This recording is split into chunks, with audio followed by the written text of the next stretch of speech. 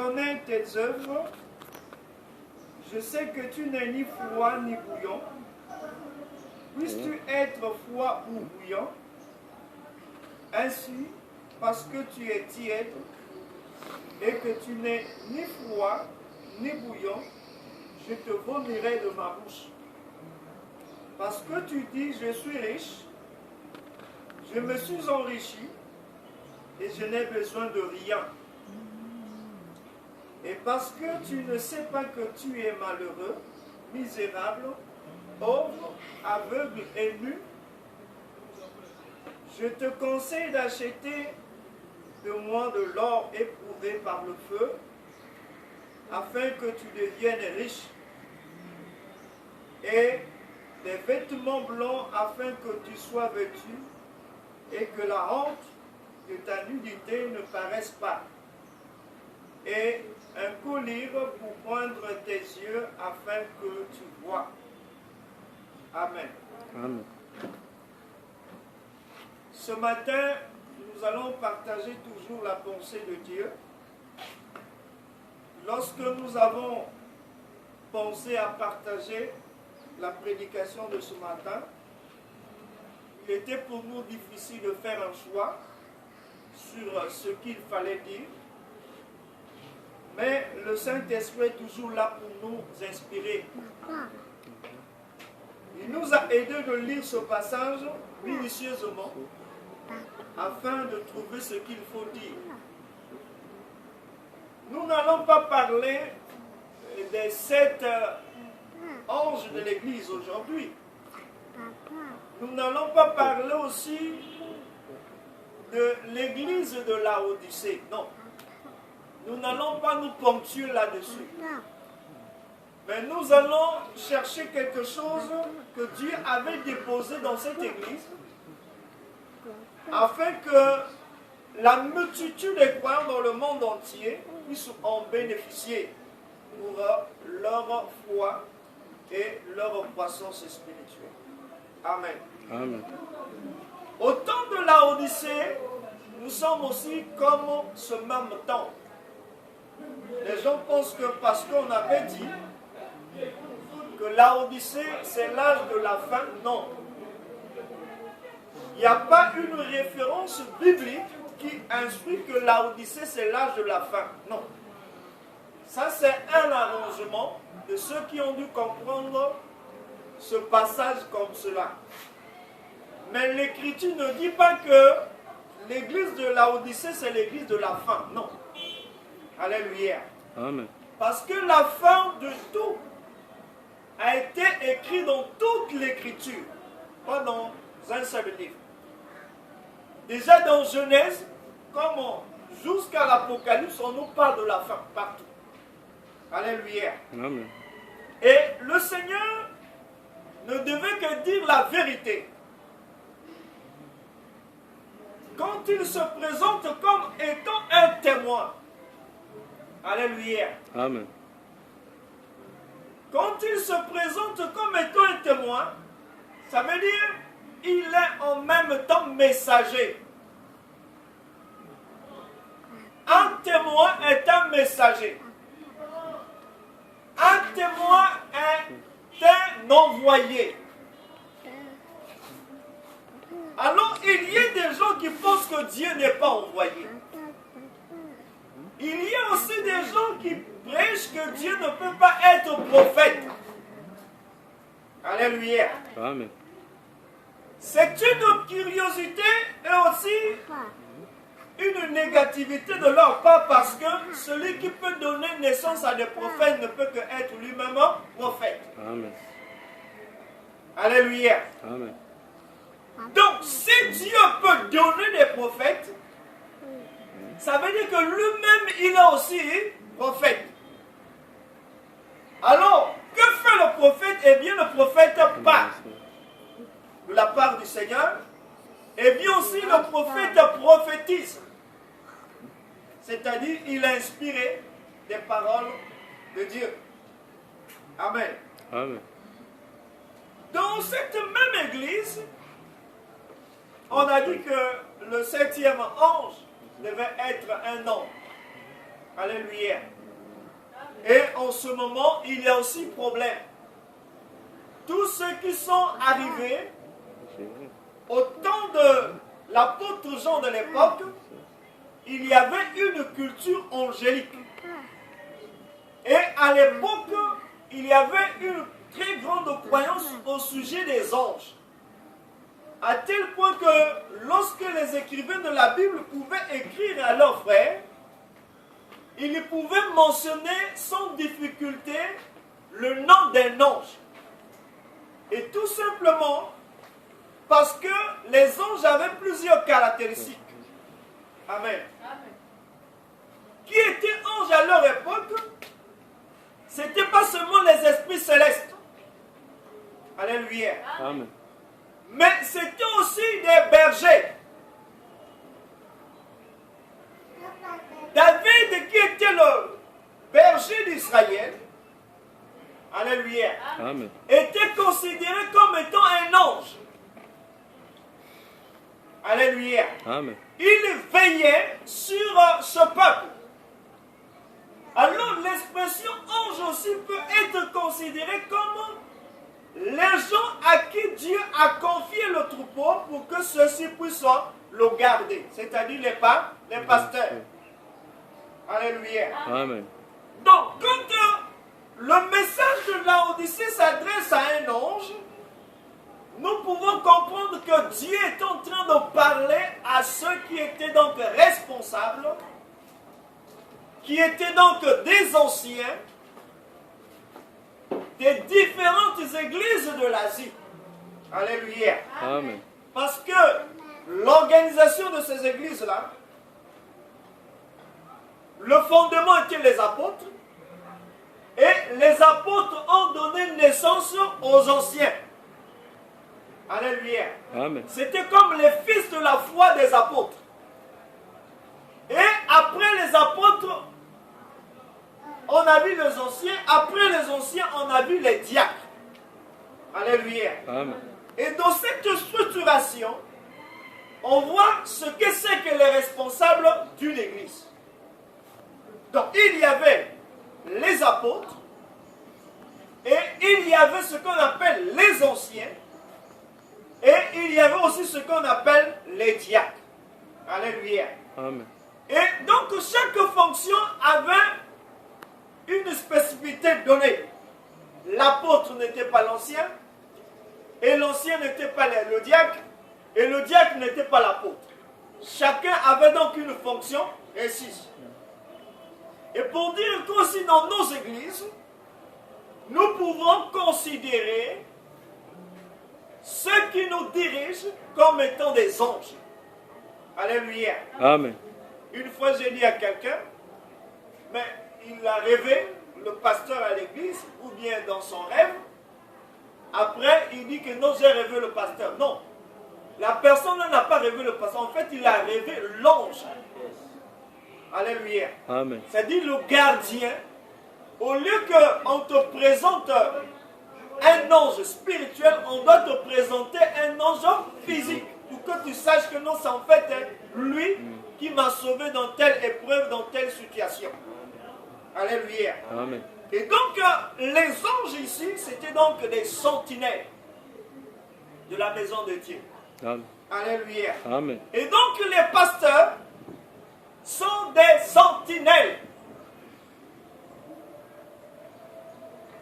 Alléluia. Amen. Ils veillent sur la vie de l'Église. Alors, un pasteur n'est pas n'importe qui. Alléluia. Amen. Mais un pasteur est une sentinelle. Une fois, j'étais parti chez une dame. Nous avons eu des bons rapports à l'époque. Je partais leur enseigner, les former dans l'enseignement. Un jour, il me dit, mais pasteur, en tout cas, je ne peux pas te donner ma dîme parce que tu n'es pas mon pasteur. Alléluia. Amen. J'étais en train de rire. J'ai dit, ah bon? Ok. Qui t'a pris comme ça? Oh non, dans notre église, c'est comme ça. Alléluia. Amen. Quelques temps plus tard, je suis venu enseigner. Après, il se s'est rendu compte en rêve. Dieu va lui montrer qu'en fin de compte, le gardien de son âme, c'était ma personne. Alléluia. Amen. Il dit, mais moi, je ne dors pas bien ici dans ma maison, je ne fais que te rêver.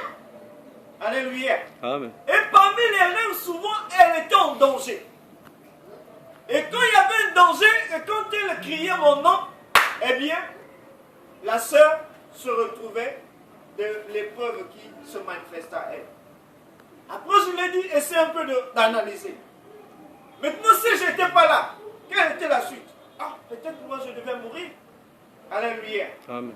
Alléluia. Amen. Et dans la semaine, dans la filée, j'étais obligé de l'enseigner. Qu'est-ce que c'est qu'un berger? Alléluia. Amen. David était un berger d'Israël. Vous voyez, Israël était un peuple petit. Mais il y avait tout autour d'Israël des grandes nations qui s'attaquaient à Israël. Alléluia. Amen. À chaque fois, il y avait des ennemis de taille, de haut rang. Des ennemis puissants pour Israël. Mais ce peuple si petit, Dieu avait suscité des bergers. Alléluia. Amen. Alléluia. Amen. Quand David était avec Israël, on n'a pas vu que David a eu des défaites. Alléluia. Amen. Alléluia. Amen. Aujourd'hui, les enfants de Dieu mènent une vie sans leur pasteur. Ils vivent sans leur conducteur spirituel. Alléluia. Amen. La Bible dit que là où il y a le berger, il y a aussi le troupeau de Dieu. Vous ne pouvez pas voir le berger sans troupeau. Et aujourd'hui, nombreux des enfants de Dieu mènent leur vie sans l'apport de leur pasteur. Alléluia. Amen. Alléluia. Amen. C'est devenu un culte régulier. C'est devenu monnaie courante de voir des brebis être indépendants ou indépendants. Quelqu'un il dit, bon, moi je fais ce que je veux. Alléluia. Amen. Les gens oublient que ceux que Dieu a choisis pour les conduire, ce sont ceux-là qui les sont responsabilisés à veiller sur leur âme, sur leur vie. Alléluia. Amen. Vous voyez, quand l'ange, le Seigneur est arrivé à la Odyssée, il n'a pas appelé toute l'église. Alléluia. Amen. Il n'a pas dit, église, venez. Non. Il a dit, l'ange de la Odyssée. Parce que les bergers ont une grande et lourde responsabilité. Amen. Alléluia. Amen. Tellement je me suis rappelé, avant qu'on ouvre encore les églises, mais quand je dormais pendant le confinement, j'écoute le téléphone sonner et la voix qui me parlait, c'était donc un lieutenant. Je me suis dit, ah, mais quel est le rapport entre moi et lui? Il me dit, non, monsieur le pasteur, j'ai besoin de vous en urgence. Nous sommes dans le confinement. Alléluia. Amen. Vous voyez, même les autorités savent que pour avoir une église, il faut avoir leur homme. Pasteur. Amen. Dernièrement, ils ont fait aussi des remarques. Les églises de reveil ne sont pas organisées. Ils sont déstructurés. Vraiment, vous êtes désordonnés. S'il faut de l'ordre chez vous, nous voulons qu'il y ait des représentants. C'est ce qui a fait qu'on puisse créer Co-Cercle. Alléluia. Amen. Parce que tout bon pasteur se levait. Moi, je suis passé, il va chez le président de la République. Il pose son projet de société. Et on lui donne ce qu'il faut donner. Et puis il sort. Amen. Amen. Et le gouvernement ou nos autorités avaient constaté que non, il y avait du désordre. Chacun vient que non, moi je suis pasteur. Chacun vient de moi. Alors, les gens ont analysé. Ils ont dit non. Pour régler leur sort, il faut qu'il y ait une institution qui va donc gérer ces pasteurs. Alléluia. Amen. Donc aujourd'hui, même si tu veux aller chez le président de la République, on doit appeler par exemple le pasteur Germain Louboutin, lui pose la question. Est-ce que tu connais le pasteur inter? Alléluia. Amen. Et si tu n'es pas de l'heure, eh bien, on va dire, monsieur le président, ne le recevez pas. Parfois, tu as raison. Alléluia. Amen. Alléluia. Amen. Et les pasteurs ont été institués pour que le désordre ne soit pas dans les... Amen. Amen. Alléluia. Amen. Alléluia. Amen. S'il y a un milieu qu'il faut éviter le désordre, c'est l'église. S'il y a un milieu qu'il faut éviter de faire la pagaille, c'est dans l'église. Tout milieu est approprié au désordre, mais dans l'église. Avant-hier, j'ai vu le scénario à la télévision, on montrait le désordre des pasteurs. J'étais même en larmes, j'étais obligé de fermer, comment on appelle, le poste de télévision parce que moi j'avais la chair de poule. Je me suis dit, mais tiens, ça c'est ce qui se passe dans les églises. Alléluia. Amen. Alléluia. Amen. Les gens pensent que l'église c'est du bruit. Et tel qu'on est là, non? Vous allez entendre le bruit partout. Ah, l'église, il y a oui. Oh, non. L'église, c'est là où il y a l'ordre. Alléluia. Amen. C'est un milieu, quand tu rentres, tu es transformé. Amen. Quelle que soit ta vie de désordre, quand tu viens dans l'église, le désordre que tu en avais avant est transformé. Alléluia. Amen. Alléluia. Amen. Vous savez, quand on parle toujours de l'histoire des anges, il y avait eu un grand homme au royaume de l'époque qui s'appelait Balaam. Balaam marchait sur l'âne, comme monture, comme instrument de se déplacer. Mais le jour que Balaam était en train de marcher, et que son ânesse avait vu, devant eux, il y avait un ange. L'ânesse est allée coincer le mur. Alléluia. Amen. Et Balaam, qui ne voyait pas, a ressenti la douleur sur son pied. Il commence à dire à l'ânesse, mais qu'est-ce qui ne va pas? Alléluia. Amen. Vous voyez, un homme et une bête qui ont commencé à avoir un langage, c'est compliqué. Alléluia. Amen. C'est comme le serpent et Ève qui ont commencé à parler. C'est compliqué. Quand Dieu commence nous à parler au travers des bêtes, ça veut dire que notre désobéissance est Élevé. Très élevé. excessivement élevée. C'est-à-dire que nous avons déjà débordé. Si Dieu commence à utiliser le chien pour te parler, ça veut dire que ça ne veut plus chez toi. Alléluia. Amen. Alléluia. Amen. Dieu nous a donné que les humains un bon langage pour nous faire comprendre. Maintenant, quand tu ne comprends plus ce que Dieu veut de toi, il va chercher même à prendre le mouton pour te parler.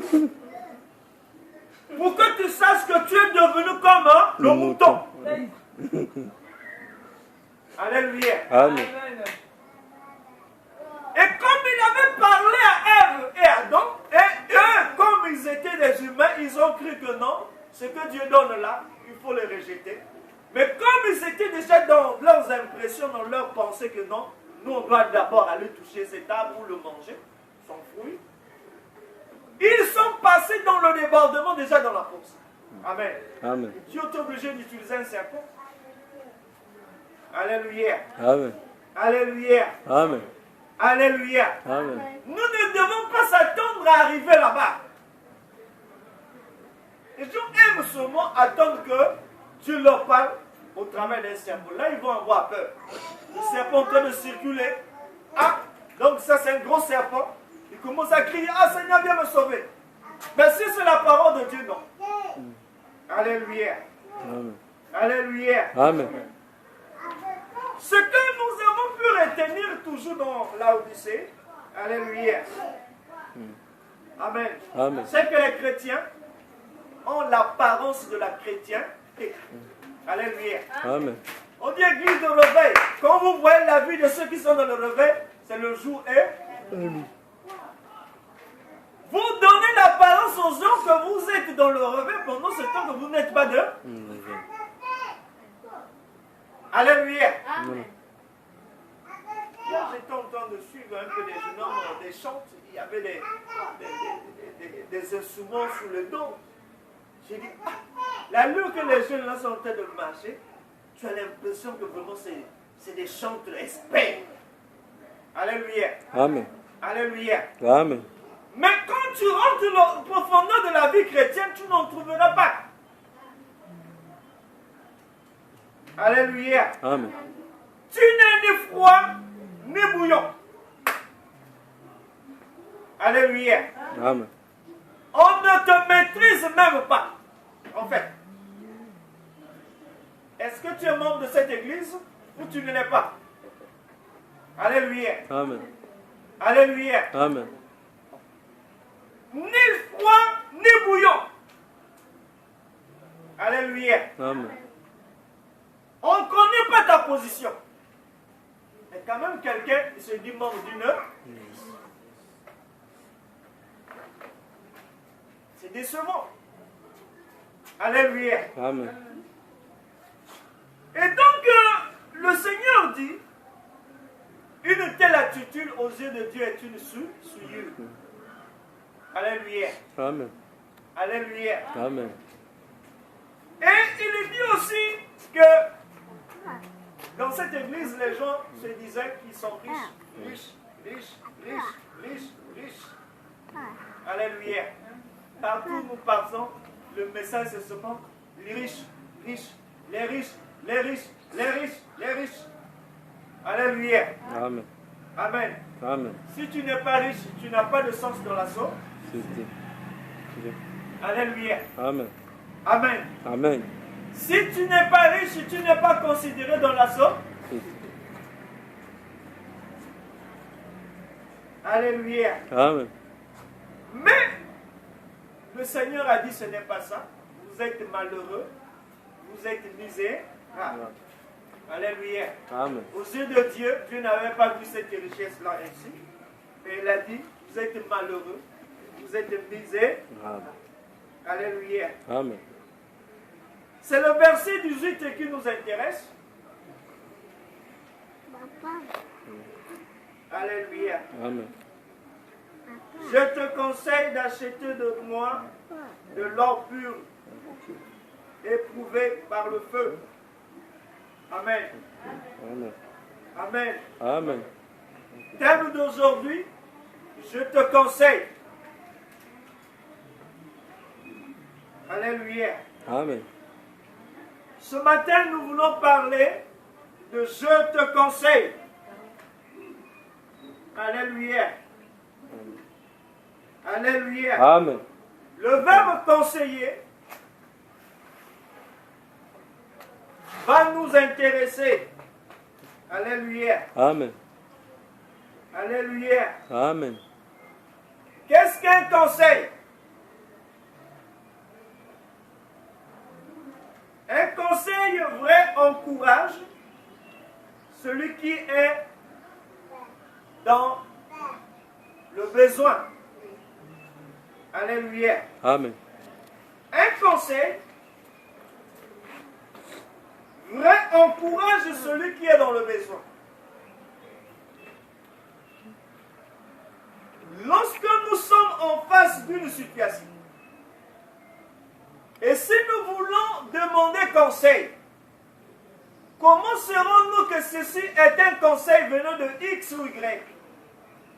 Le conseil vrai viendra vous encourager en face d'une situation qui se présente à vous.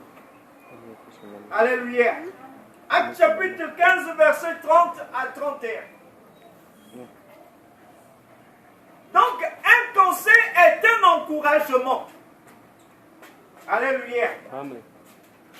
Le contraire, c'est le découragement.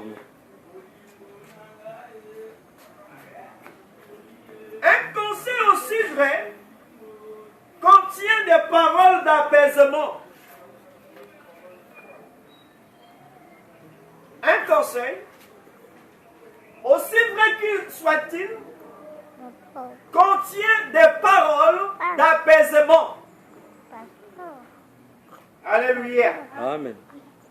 Vous êtes dans une situation, et bien que vous êtes dans le besoin d'un conseil, et lorsque le conseil viendra, vous ne saurez que c'est un conseil, c'est parce que il contient des paroles qui vous apaisent. Alléluia. Amen. Alléluia. Amen. Il contient des paroles qui vous tranquillisent, quelle que soit la situation dans laquelle vous vous trouviez. Alléluia. Amen. Alléluia. Amen. Donc, un conseil contient des paroles de paix. Alléluia. Amen. Nous avons parlé de la paix tout à l'heure dans notre prière. Nous avons dit que c'était la bonté, c'était la miséricorde de Dieu. Alléluia. Amen. Dans les paroles de Dieu, vous avez la pitié. Vous sentez que comme quelqu'un vous conseille, il se trouve dans une position comme la vôtre. Alléluia. Amen. Il prend votre situation et il s'identifie à la vôtre. Et tellement que cette situation, une fois identifiée, ça le rend semblable à quelqu'un qui a de la pitié. Alléluia. Amen. Alléluia. Amen. Alléluia. Amen. Donc quand quelqu'un est dans une situation, eh bien vous allez connaître le conseil par l'encouragement et par les paroles qui apaisent. Amen. Amen. Un conseil est une proposition que l'on fait à quelqu'un. Alléluia. Amen. Alléluia. Amen. Suivez très bien. Un conseil est une proposition. Une proposition veut dire aussi une suggestion. Vous avez une situation, quelqu'un vient à vous, il vous fait une proposition. Amen. Amen. Amen. Amen. Acte chapitre 15, verset 37. Alléluia. Amen. Nombre d'entre nous, quand nous avons des problèmes difficiles, eh bien nous cherchons les conseils. Alléluia. Amen. Mais quand les conseillers arrivent, dernièrement, comme nous sommes allés dans un milieu comme les supermarchés, vous allez voir, on va écrire quelque part boîte de proposition ou boîte de suggestion. Vous avez acheté un gâteau, eh bien, si le gâteau là est bon ou mauvais, ou les pâtissiers là ont fait quelque chose de mal, si vous êtes un bon client pour cette pâtisserie-là, vous allez écrire une suggestion. Vous allez dire, moi j'ai acheté tel gâteau à tel prix, mais le gâteau-là était peut-être salé. Alléluia. Amen. Et vous prenez la suggestion, vous mettez dans la boîte de suggestion. Et le gestionnaire de la structure, à la fin de l'heure de l'activité, il va donc aller prendre la boîte et il va ouvrir les enveloppes. Alléluia. Amen. Quand il va commencer à lire, il va dire, ah, mais il y a eu quelqu'un qui nous a dit que non, les poissons là ont été trop salés. Alléluia. Amen. Or qu'au fond, les pâtissiers, pendant qu'ils faisaient la pâte, pendant qu'ils faisaient la composition chimique de poisson, il y a eu peut-être quelqu'un qui avait des problèmes. Et pendant qu'il avait des problèmes, il était dépassé, il a pris le sel, il en a injecté.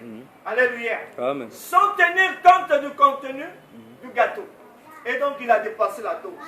Amen. Amen. Et pendant que on met les gâteaux à la cuisson et on présente les gâteaux à la clientèle, quand les gens vont goûter le gâteau comme ça, il est trop salé. Alléluia. Amen. Alors, comment est-ce que le gestionnaire de la pâtisserie a su que non, le gâteau était salé? Alléluia. Amen. Non des fabricants, mais plutôt de l'acheteur qui était passé par là, mais qui a dû manger et qui a fait la suite. Alléluia. Amen. Donc, un conseil est une proposition. Alléluia. Amen. Une proposition aussi salvatrice. On ne vous propose pas quelque chose de mauvais, mais on vous propose quelque chose de bon. Alléluia. Amen. Alléluia. Amen. Dans Actes chapitre 15, il y a eu une situation à l'époque des apôtres.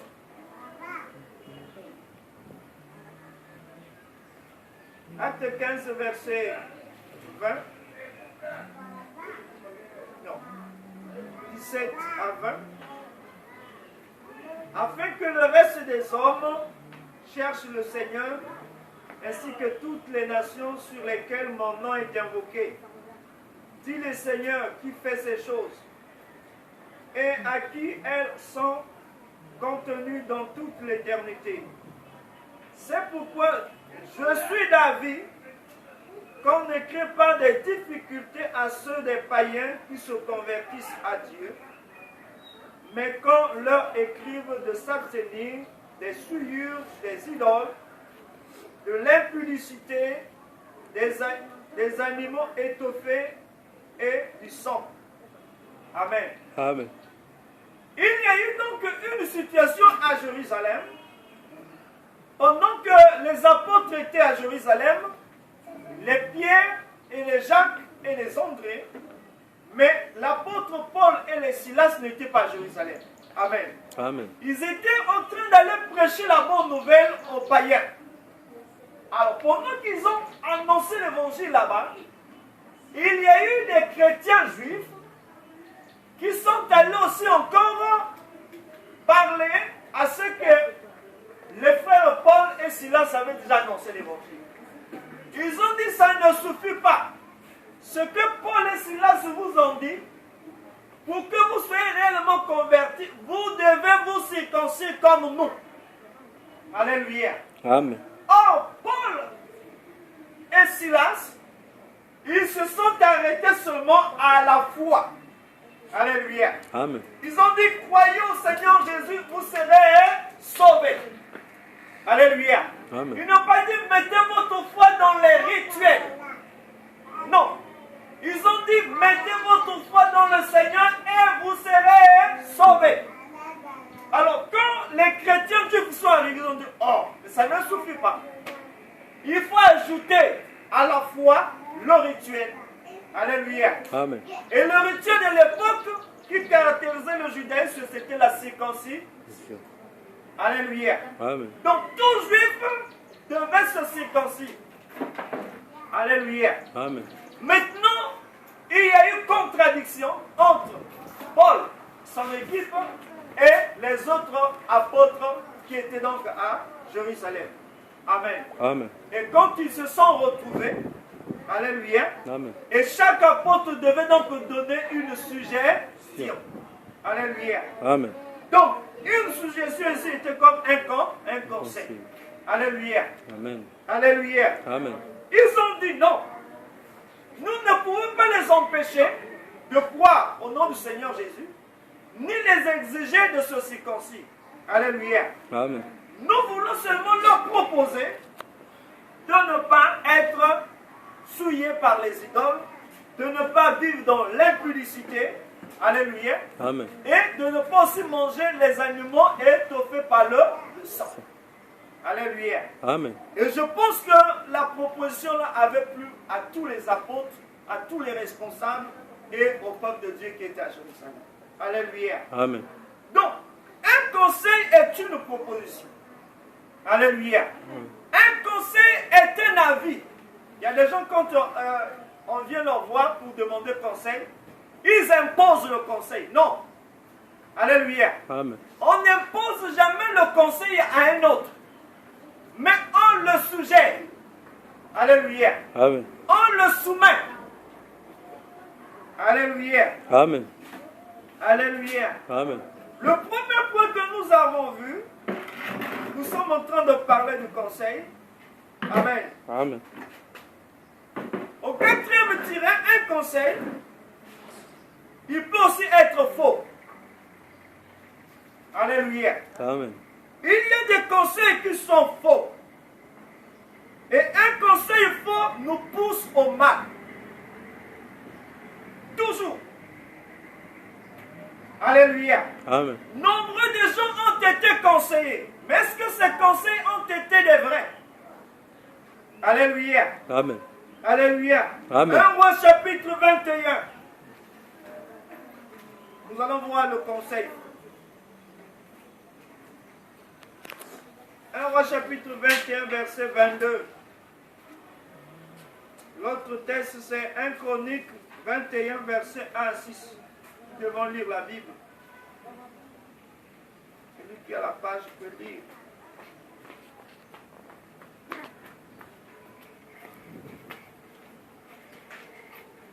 Le faux conseil.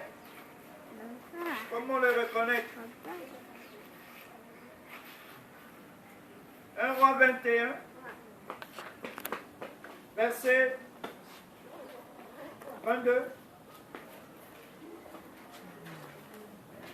à 26. Et je rendrai ta maison semblable à la maison de Jéroboam, fils de Nabat, et à la maison de Bacha, fils d'Akija, parce que tu m'as irrité et que tu as fait pécher Israël. L'Éternel parle aussi sur Jézabel et lui dit, les chiens mangeront Jézabel près du rempart de Jizréel. Celui de la maison d'Akab qui mourra dans la ville sera mangé par les chiens, et celui qui mourra dans les champs sera mangé par les oiseaux du ciel. Il y eut une personne qui se soit vendue comme Akab pour faire ce qui est mal aux yeux de l'Éternel. Et Jézabel, sa femme, l'y excitait. Il agit de la manière la plus abominable en allant après les idoles, comme le faisaient les Amoréens que l'Éternel chassa devant les enfants d'Israël. Amen. Amen. Amen. Amen. Le roi Akab était conseiller. Et quelle était la conseillère du roi Akab? C'était sa femme. Alléluia. Amen. À chaque fois que Jézabel, son épouse, conseillait son mari, le roi Akab ne faisait pas de bonnes choses. Alléluia. Amen. Il y a des femmes qui n'ont toujours jamais conseillé leur mari les bonnes choses. Alléluia. Amen.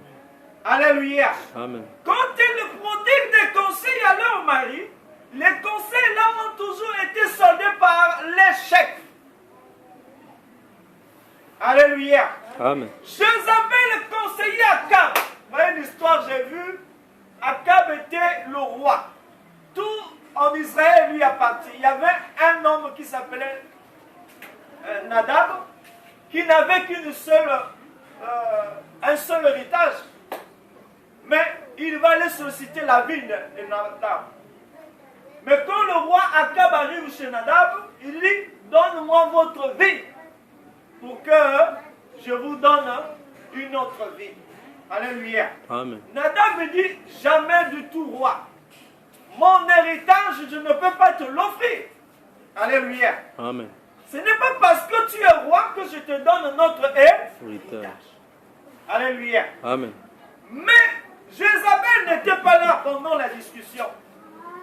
Alléluia. Amen. Quand Nadab a refusé au roi l'héritage, le roi est parti, il était consterné, il était attristé, il était furieux. Alléluia. Amen. Et quand la femme est arrivée, elle dit, oh, mais pourquoi aujourd'hui tu n'es pas de bonne mine? Alléluia. Amen. Il dit, non, c'est qu'il y a un citoyen là-bas qui m'a refusé de prendre sa vie. Alléluia. Amen. Et Jézabel dit, ne penses-tu pas que tu es le roi d'Israël et que tout ce pays t'appartient? Reste tranquille. C'est moi qui vais te donner cette vigne. Alléluia. Amen. Alléluia. Amen. Et il veut donc prendre la place de son mari et donner aussi des mauvais conseils à son mari à tel point qu'ils vont chercher à tuer cet homme. Alléluia. Amen. Alléluia. Amen. Donc tout conseil n'est pas vrai. Alléluia. Amen. Alléluia. Amen. Dans 1 Chronique 21, verset 1 à 6, on nous dit que David, le roi d'Israël, aussi avait un conseiller. Quel était le conseil de David? Alléluia. Amen. Il en avait un grand nombre de conseillers. Mais celui-ci, il est ne pas oublier. Amen. Amen. Amen. Amen. Verset 1 à 6. Satan se leva contre Israël et il excita David à faire le dénombrement d'Israël. Et David dit à Joab et aux chefs de peuple, allez faire le dénombrement d'Israël depuis Bathsheba jusqu'à Dan et rapportez-le-moi afin que je sache à combien il s'élève. Joab répondit, que l'Éternel rende son peuple 100 fois plus nombreux. Ô roi mon Seigneur, ne sont-ils pas tous tes serviteurs, tous serviteurs de mon Seigneur? Mais pourquoi mon Seigneur demande-t-il cela? Pourquoi faire ainsi pécher Israël? Le roi persista dans l'ordre qu'il donnait à Joab, et Joab partit et parcourut tout Israël, puis il revint à Jérusalem. Joab remit à David le rôle du dénombrement du peuple. Et il y avait dans tout Israël 1100 000 hommes tirant l'épée, et en Juda 460 000 hommes tirant l'épée. Il ne fut point parmi eux le dénombrement de Lévi et de Benjamin, car l'ordre du roi lui paraissait une abomination. Alléluia. Amen. Alléluia. Amen. Alléluia. Amen. L'ordre du roi lui paraissait comme étant une Abomination. Pourquoi? Alléluia. Amen. Parce que David avait reçu les conseils de quelqu'un. Alléluia. Amen. Qui était le conseiller de David dans cette affaire du dénombrement? Satan. Hein? Satan. Satan. Est-ce qu'on peut le voir? Comment est-ce que l'homme, selon le cœur de Dieu, peut être conseillé par Satan? Ça, il faut réfléchir. Il y a des gens qui pensent qu'ils sont plus spirituels que les autres.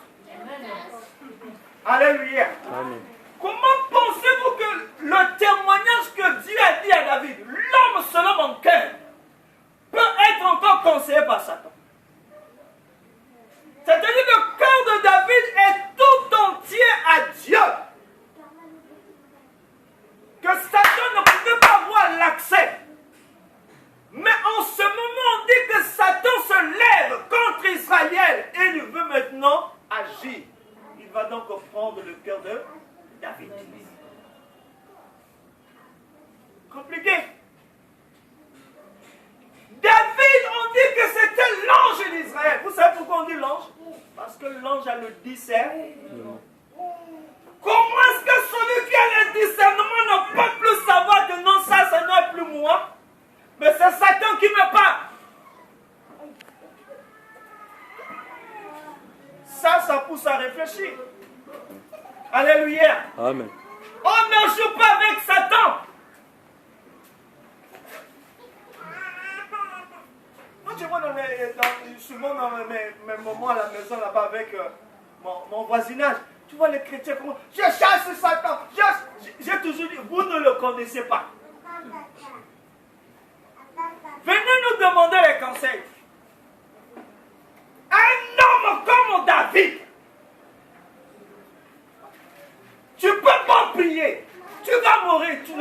ce témoignage. Homme selon le cœur, hein? Dieu. Alléluia. Amen. Alléluia. Amen. Mais on nous dit que Satan était devenu son corps. Si. Comment là aussi il était venu comme un serpent. Hein? Il est venu comme un serpent. Et David, quand il a vu le serpent, il a dit, ah tiens, mais tiens. Bon, il a pris les pieds, le serpent a eu les pieds. Alléluia. Amen. Il commençait à voir la figure d'un homme. Alléluia. Amen. Il commençait à parler comme un homme. Alléluia. Amen. La Bible dit que Satan est allé vers cet homme. Alléluia. Amen. Alléluia. Amen. Alléluia. Amen. Satan est allé vers Job. Job était un homme intègre.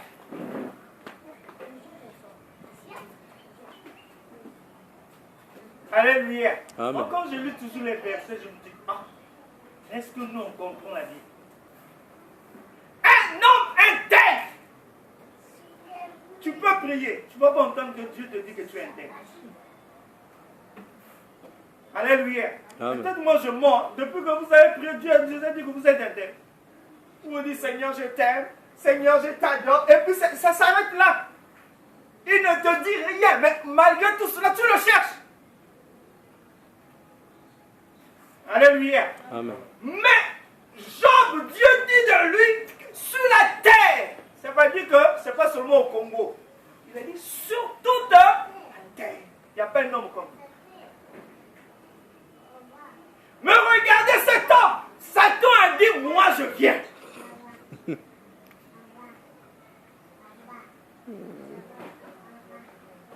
Si c'était notre génération, si Job était dans notre église, si tu t'assois à côté de Job, tu sors de l'église. Parce qu'il sortait mauvais. Quand Satan l'a attaqué, quand Satan l'a frappé, la maladie de Job, alléluia, quand il faisait gratter même son corps comme ça, la peau tombait. Alléluia. Amen. Alléluia. Amen. Sa femme dit à Job, tu continues à vivre dans ton intégrité comme ça, insulte Dieu et meurs. Alléluia. Amen. Alléluia. Amen. Qui était le conseil de David? Satan. Voilà pourquoi Paul nous dit, élevez vos voix, priez, élevez vos mains, pour toute autorité qui est élevée en dignité. Alléluia. Amen. J'étais en train de suivre un peu la truc. Alléluia. Amen. Une autorité du pays est décédée. Alléluia. Amen. Amen. Amen. Qui pouvait le croire? Ça. Alléluia. Amen. Il y en a ceux qui ont cru que l'autorité en question doit encore venir. En pompe. Alléluia. Amen. Pour satisfaire les intérêts de certains. Alléluia. Amen. Alléluia. Amen. On nous demande de prier pour eux. Pourquoi? Parce que Satan est proche d'eux. Alléluia. Amen. Alléluia. Amen. Je me suis rappelé d'Hitler. Vous savez que la Seconde Guerre mondiale, à leur époque, il y avait des fervents chrétiens. On était entre leurs exhorts. Priez pour Hitler. Ils disaient, oh non, Hitler est très méchant, il est très méchant, on ne peut pas prier pour lui. Alléluia. Amen. Moi, là, aller dans une église prier pour Hitler. Non, Dieu va descendre. Les gens avaient négligé de prier pour Hitler. Alléluia. Amen. Et le fait qu'ils avaient négligé de prier pour Hitler, Hitler a été envahi par Satan. Alléluia. Amen. Satan a imbu Hitler de l'orgueil. Il était devenu tellement élevé. Alléluia. Amen. Il a donné à Hitler toutes ses prérogatives afin de mettre le monde à genoux. Alléluia. Amen. Amen. Amen. Si vous demandez à un juif qu'est-ce qu'un Allemand, le juif là-bas vous insulte. Alléluia. Amen. Si vous allez demander à un juif qu'est-ce qu'un Allemand, le juif là peut vous tuer. Alléluia. Amen. Parce que l'histoire est douloureuse. Alléluia. Amen. On entassait les juifs dans des camps de concentration. On les tuait avec des choses abominables. Alléluia. Amen. Les fausses communes étaient en cascade. Alléluia. Amen. Alléluia. Amen. Donc, Satan peut nous conseiller. Alors pourquoi j'insiste ça pour ce point, pour dire nous devons faire très attention. Alléluia. Amen. Ne pense pas que tout ce qui passe dans ton oreille vient de Dieu.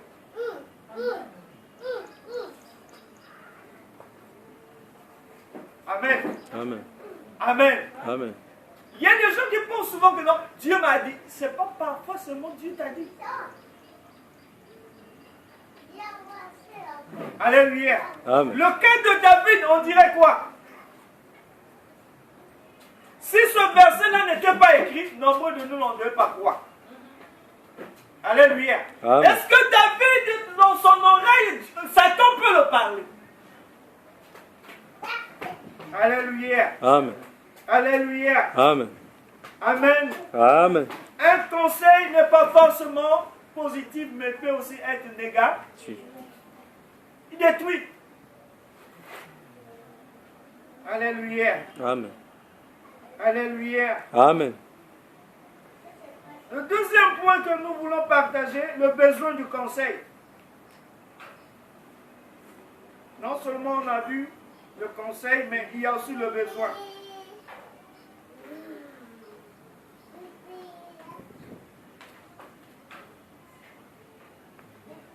Amen.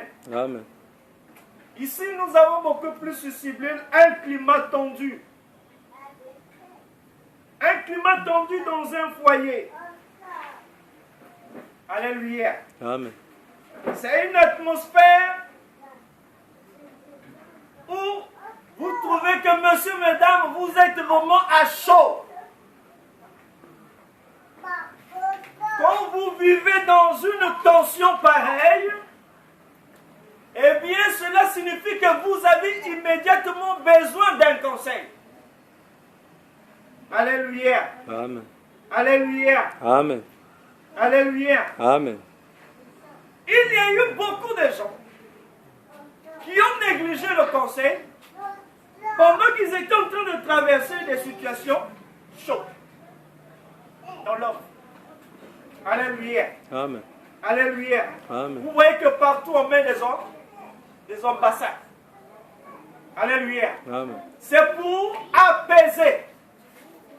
Alléluia. Amen. Les tendances qui peuvent influencer les États. Alléluia. Amen. Amen. Amen. Amen. Amen. Quand vous voyez, vous êtes dans les discussions, des palabres continues en couple. Alléluia. Amen. Vous devez chercher le camp. Say. Alléluia. Amen. Matin et soir, vous ne faisiez que chamailler sur un sujet. Le monsieur rentre, vous commencez. Il sort, vous revenez, vous commencez. Au fur et à mesure, cela va sous-entendre que vous avez à cet instant besoin d'un conseil. Alléluia. Amen. Amen. Amen. Amen. Amen. Deuxièmement, le besoin du conseil. Quand nos avis sont de plus en plus opposés. Alléluia. Amen. Acte 15, versets 6 à 7. Vous vivez ensemble et quand vous constatez que vos avis sont de plus en plus opposés, tu dis ceci, madame dit non. Tu dis ceci, le mari dit non. Alléluia. Amen. Tu fais une suggestion pour le bien-être de la maison, le monsieur dit non, la femme dit non. Et en ce moment, vous avez besoin d'un conseil. Alléluia. Amen. Amen. Amen. Ça peut être aussi au travail. Alléluia. Amen. Quand vous sentez déjà l'opposition à répétition. Alléluia. Amen. Alléluia. Amen. Alléluia. Amen.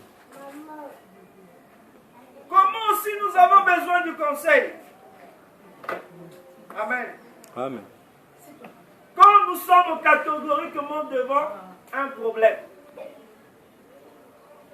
Alléluia. Amen. 1 Chronique 21:4 nous l'a dit. Vous avez une situation entre vous, dans la maison, ou bien dans l'église, mais les gens tiennent mordicus que ça doit se passer comme ceci. La personne est catégorique. Amen. Amen. Vous voyez, Job était presque le conseiller de défense du roi David. Amen. Amen. Quand David lui dit, on va faire le dénombrement, en fait, Job n'était pas d'accord. Alléluia. Amen. Alléluia. Amen. Mais le roi tenait à ce que le dénombrement se fasse. Job dit, mais comme toi tu tiens, qu'à ce qu'on fasse, non? Fais comme tu veux. Alléluia. Amen. Alléluia. Amen. Et en ce moment, David avait besoin d'un autre conseil. Pas celui de Satan, mais celui d'un homme qui avait donc la grâce de Dieu pour l'aider. Alléluia. Amen. Alléluia. Amen. Nous avons besoin de conseils aussi pour améliorer nos qualités, notre manière dans le travail. Alléluia. Exode 18, versets 13 à 24.